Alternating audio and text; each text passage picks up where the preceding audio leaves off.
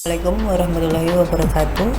Perkenalkan, nama saya Rati Widiawati, peserta Diklat SAR CPNS Pemerintah Kabupaten Pati tahun 2021. Pada siang hari ini, saya akan menjelaskan mengenai nilai-nilai aneka dalam tugas dan fungsi saya sebagai bidan.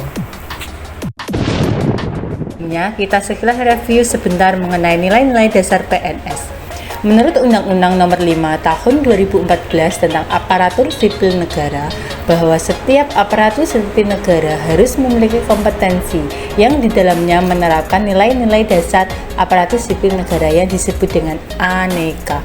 Untuk itu, sebagai aparatur sipil negara, untuk mewujudkan fungsi aparatur sipil negara yaitu sebagai pelaksana kebijakan publik, pelayan publik, perekat pemersatu bangsa, maka diperlukan aparatur sipil negara yang profesional, kompeten, berintegritas, yang berkarakter aneka. Untuk aneka sendiri itu merupakan akronim dari A untuk akuntabel, N untuk nasionalisme, E untuk etika publik, K untuk komitmen mutu, dan A untuk anti korupsi.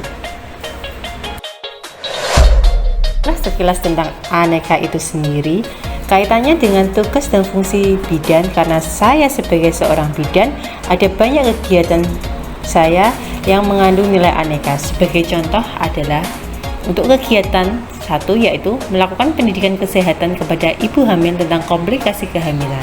Untuk kegiatan ini ada 5 tahap yang harus dilakukan.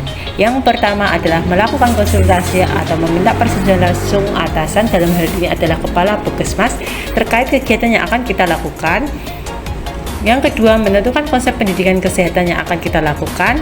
Ketiga, membuat media untuk melakukan pendidikan kesehatan. Yang keempat, melaksanakan kegiatan pendidikan kesehatan kepada ibu hamil. Yang terakhir adalah membuat berita acara untuk pelaporan kepada atasan. Yang pertama adalah melakukan konsultasi dan meminta persetujuan langsung kepada atasan, dalam hal ini adalah kepala puskesmas. Kegiatan ini mengandung nilai aneka, yaitu akuntabilitas, nasionalisme, etika publik, komitmen mutu, dan anti korupsi. Diawali dengan berkonsultasi secara terbuka dan transparan, dengan musyawarah mufakat, dengan cara yang sopan dan santun serta hormat terhadap atasan, demi meningkatkan mutu pelayanan sehingga konsultasi ini dapat kita pertanggungjawabkan. Langkah yang kedua adalah menentukan konsep pendidikan kesehatan yang dilakukan kepada ibu hamil. Kegiatan ini mengandung nilai akuntabilitas, nasionalisme, etika publik, komitmen mutu, dan anti korupsi, yang diawali dengan penentuan konsep Penkes yang dilakukan dengan rasa tanggung jawab, jelas, serta konsisten, dengan menggunakan bahasa Indonesia yang baik dan benar, supaya menghasilkan suatu produk yang berdaya guna serta memiliki standar penggunaan yang baik sesuai dengan kode etik. Kita dapat menggunakan kemajuan teknologi yang ada, seperti mencari informasi lewat internet, sehingga konsep ini dapat jadi tepat waktu. Langkah yang ketiga adalah membuat media, dalam hal ini bisa dalam bentuk lembar balik ataupun leaflet.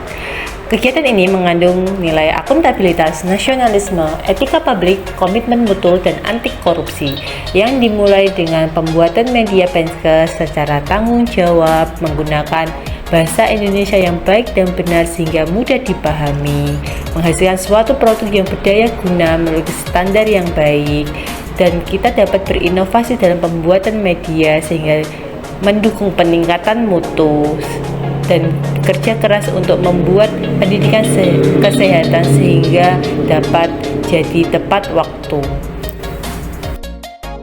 Untuk langkah kegiatan yang keempat adalah pelaksanaan kegiatan pendidikan kesehatan atau kegiatan inti. Hal ini pun mengandung nilai akuntabilitas, nasionalisme, etika publik, komitmen mutu, dan anti korupsi, yang diawali dengan pendidikan kesehatan dilakukan dengan berorientasi terhadap publik, tidak membeda-bedakan antara orang yang satu dengan orang lain. Kita lakukan secara sopan dan santun dengan menggunakan komunikasi yang efektif dan efisien, sehingga pendidikan kesehatan ini dapat kita pertanggungjawabkan kepada pimpinan. Langkah yang terakhir adalah membuat berita acara untuk laporan kegiatan kepada atasan. Hal ini pun mengandung nilai akuntabilitas, nasionalisme, etika publik, komitmen mutu, dan anti korupsi. Dimulai dari pembuatan berita acara laporan kegiatan yang jelas dan transparan, menggunakan bahasa Indonesia yang mudah dipahami, dan kita lakukan terhadap atasan secara sopan dan santun demi perbaikan secara berkelanjutan dan peningkatan mutu. Dan pelaporan ini kita lakukan secara mandiri, tidak bergantung dengan rekan kerja ataupun orang lain, sehingga bisa selesai tepat waktu. Oke, demikianlah paparan saya mengenai nilai Andika dalam tugas dan fungsi bidan. Semoga bermanfaat dan terima kasih. Wassalamualaikum warahmatullahi wabarakatuh.